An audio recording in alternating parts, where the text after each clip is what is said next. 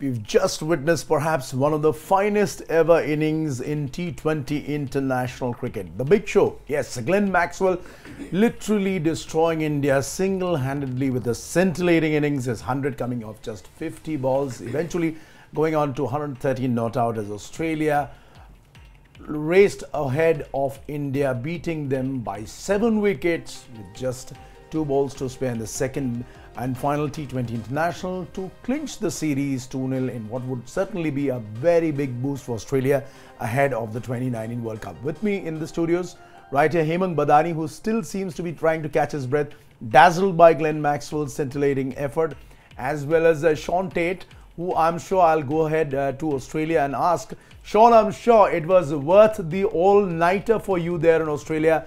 What an astonishing innings there from Glenn Maxwell.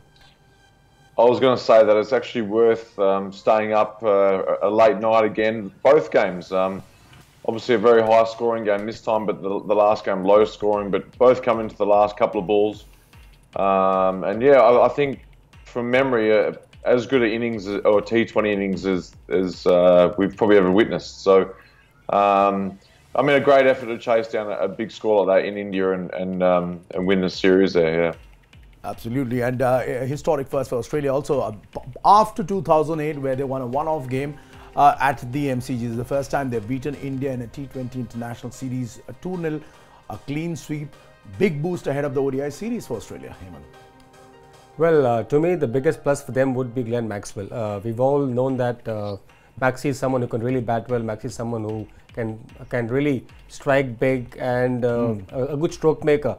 But there was always a doubt about Maxwell's temperament, whether Maxwell can actually win games for you. Can Maxwell finish games for you? What I've liked about the way Maxi's gone about his batting is that he's shown the maturity, he's shown that he will finish games. He didn't do it the first game, was out at 50, could have gone on a little longer and finished the game for them, but the correction was immediate. Come the second match, the way he's batted, stroke making, yes, all of that, yes, 100, yes, but I love the maturity, I love the very fact that he was right there till the end. And the obvious question which springs to everybody's mind right now is why isn't Glenn Maxwell playing in all formats as far as Australia is concerned? So the first talking point, of course, the big man himself, the big show himself, Glenn Maxwell, what a scintillating 100. We want to look at his wagon wheel and try and figure out how well he actually took on the Indian bowling.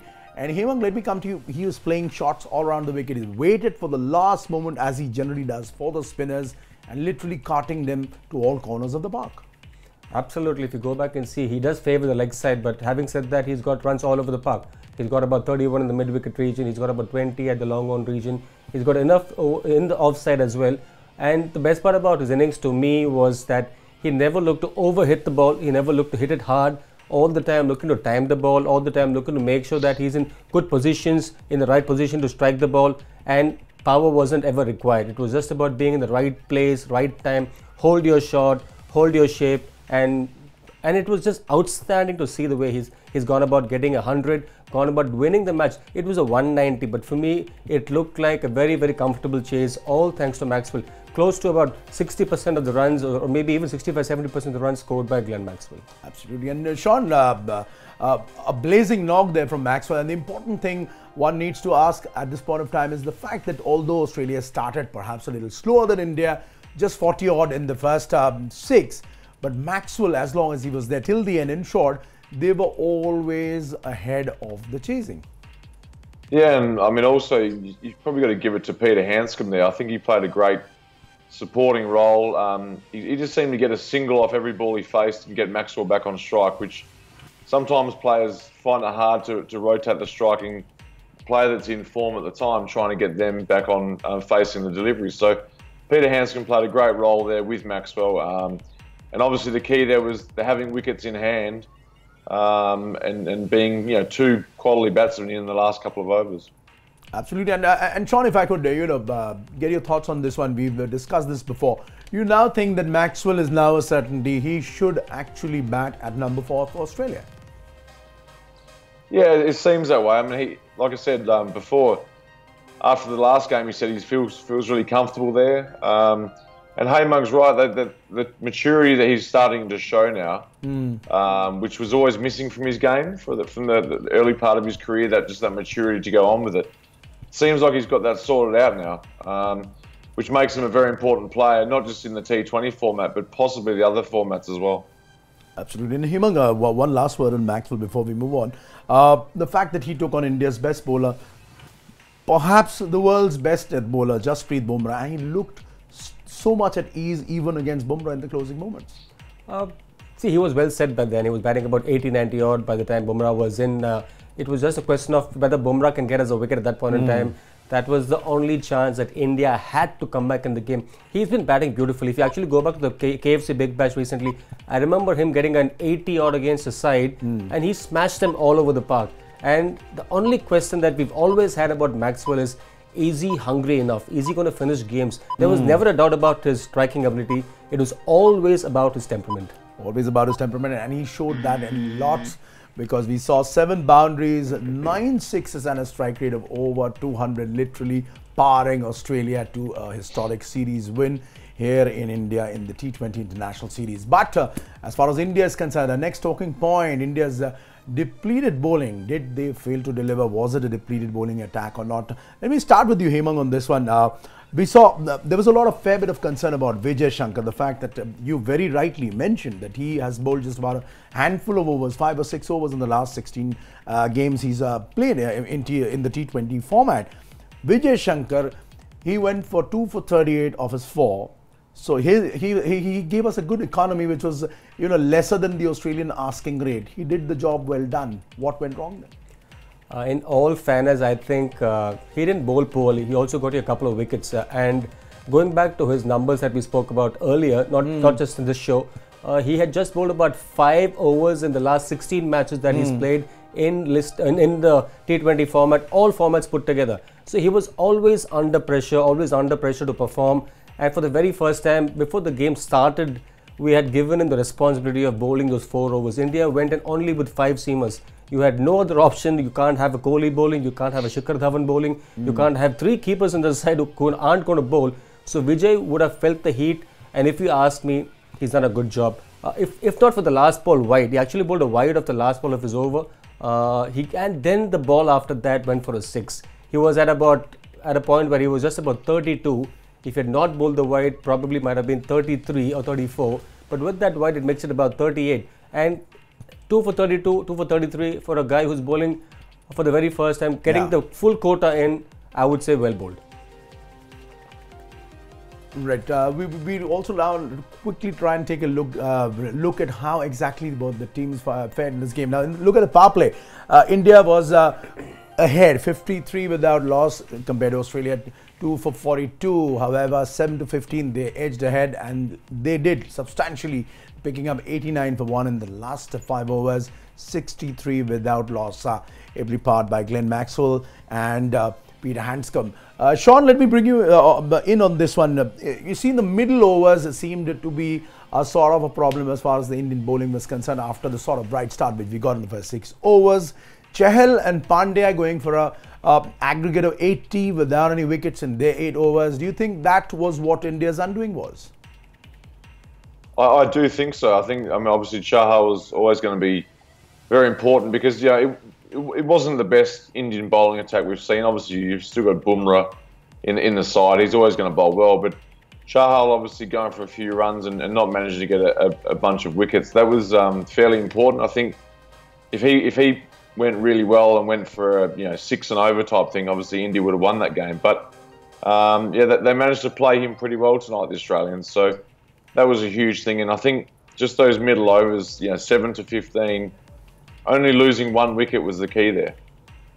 Right. A quick word before we wrap this particular one up. The bowling. Do you think it's time up now for India? No more experiments or trying to figure out what's your best combination? You already have in your mind who are the guys who are going to the World Cup.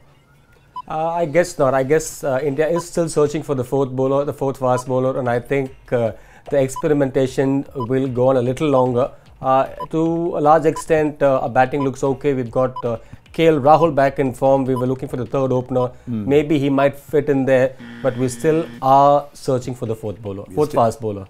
We still are searching for the fourth fast bowler, as Hemang says, and that perhaps that search will carry on for a while now, at least, because India still has 5 international games, as far as 5 one-day international games still before they go ahead for the 2019 World Cup. Well, now looking at the positives for Australia, as they say, morning shows the day. Darcy Shot's form is perhaps a shot in the arm for the Aussies, and as he displayed in this particular innings, in the way he took on the Indian bowling attack, it seems it will give a huge boost of confidence to the Australian selectors and the team management. We're just going to put up some few numbers for you, which shows how good he has been off late. In the 17 games he's played since the BBL in 2018-19.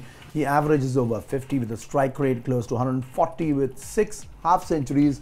This man is somebody who I think thrives on confidence, and these 2 particular knocks, Hemang, would have given him a world of confidence ahead of the World Cup.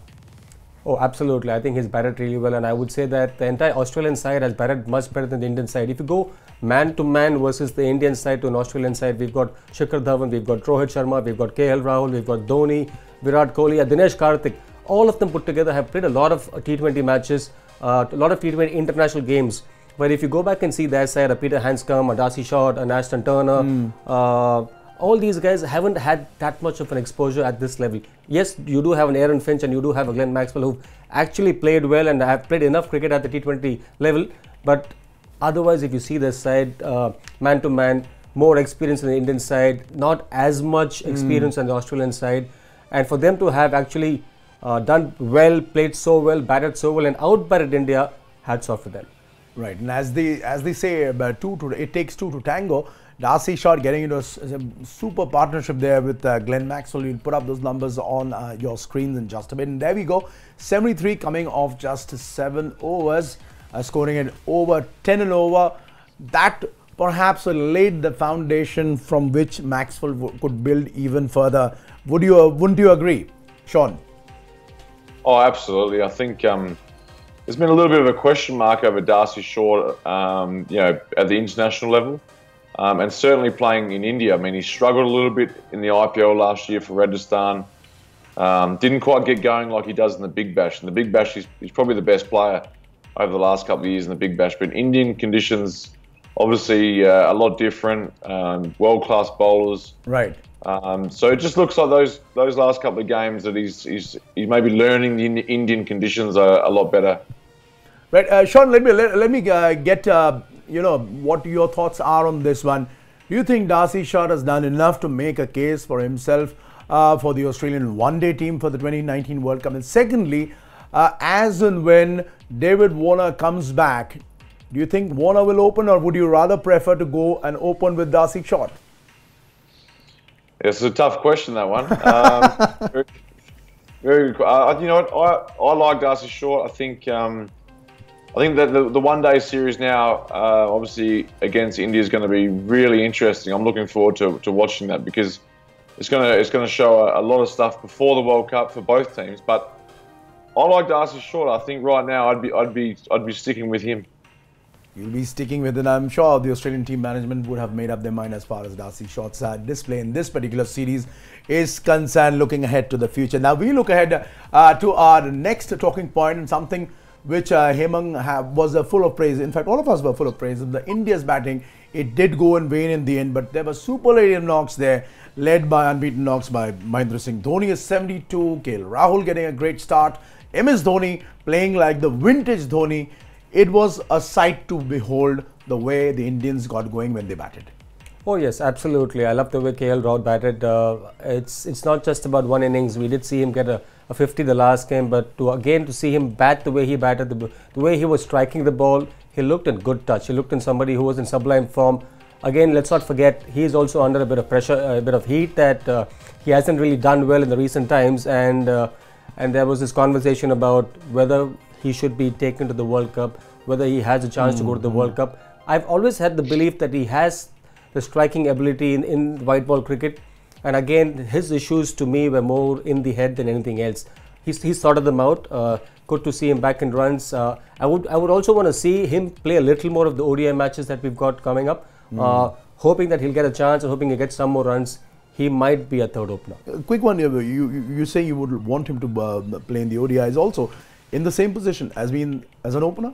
And absolutely as an So opener. that means either Shikhar or Rohit Yeah, do not make pretty the cut. much similar to what India has done so far, giving Shikhar a break, giving Rohit a break. We all know that the World Cup you're going to have a Shikhar and a Rohit Sharma as your two top openers, but we need one backup opener. And if need be, he can even play in the middle order. We've seen that in the past. Now you'll have to decide between an Ambati Rayudu or a KL Rahul. Ambati Rayudu also can open. Has opened for CSK, Right. has done well for CSK. Now KL Rahul doing brilliantly with India in the last two matches. Right. A bit of a juggling act required here. So there's a fair bit of competition as far as the Indian batting slots are still concerned. But Sean, in hindsight, they say that it's easier said than done. But do you think even 190 for 4 was enough for India? Was it single-handedly a Glenn Maxwell act which destroyed India's total, or do you think India did fall short by a few runs there?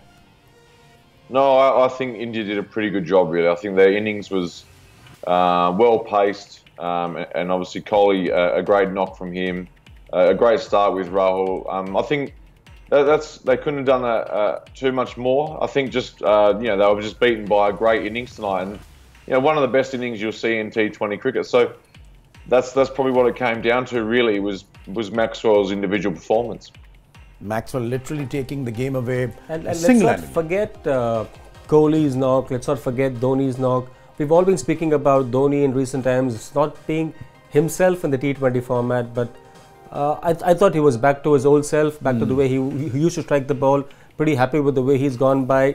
Kohli again is someone who doesn't really loft the ball much, and you could see that he was in his elements this evening. He was striking the ball so well. It took his time to start with. It was about 18 or 15 balls in the beginning, but he did canter along as the innings progressed, and thanks to these three guys, we got to a 190. We did struggle with the ball, but I would say 190 was a good enough score. 190 was a good enough score, perhaps not just good enough for the big show, Glenn Maxwell, with a terrific show.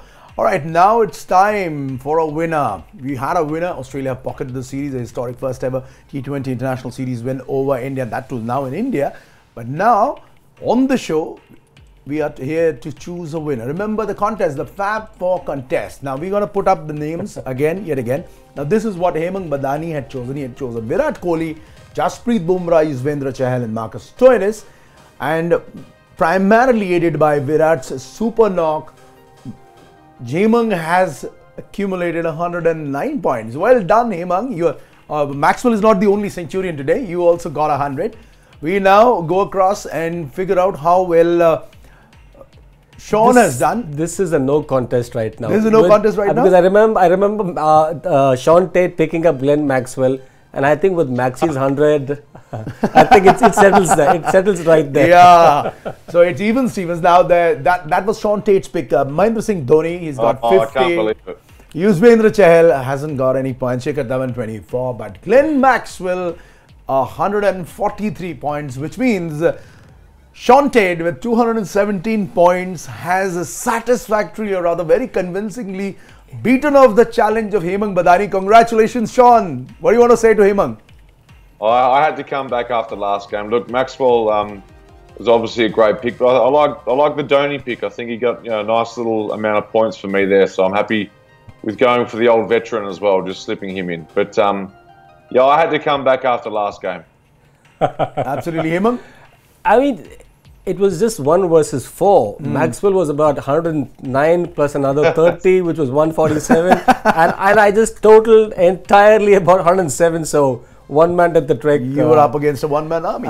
Maxwell, good for Sean, not too good for me. I'm not sure how long will how much of sleep will Sean be able to catch up tonight. I don't know really how much of tonight is actually remaining there in Australia. He's going to be a happy man this evening. Australia 2-0 up. He's got the Fab 4 going in his way.